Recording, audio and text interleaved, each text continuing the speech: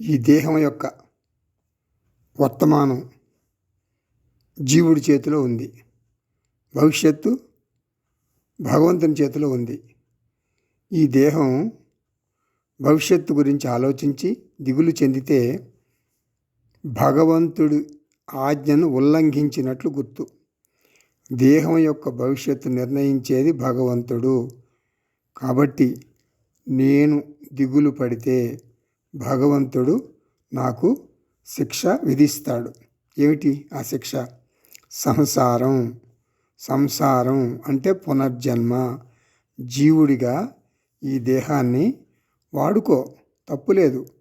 దేహం భవిష్యత్తు గురించి ఒక ఓనర్గా భావించి దిగులు చెందకు. దిగులు ఎక్కువైన కొద్దీ వేదాంత శ్రవణం వల్ల కలిగే ప్రయోజనం తగ్గుతుంది. కోట్ల గత జన్మల్లో చేసిన కర్మల ఫలితం ప్రారబ్ధ కర్మగా వస్తుంది. పాప ప్రారబ్ధం, పుణ్య ప్రారబ్ధం నాకు తెలియదు. ఆందోళన ఒక అలవాటుగా మారితే మరణ సమయంలో కూడా భగవంతుడు గుర్తుకు రాడు. ఈ దిగులును, ఈ ఆందోళనను నిధిధ్యాసనం ద్వారా పోగొట్టుకోవాలి.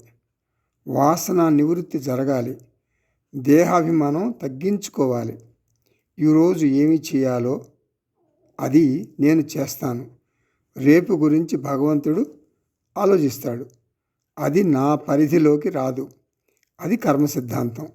ఒత్తిడి లేకుండా జీవితాన్ని అంటే నా జీవితాన్ని ఆస్వాదించగలగాలి, ఆనందించాలి.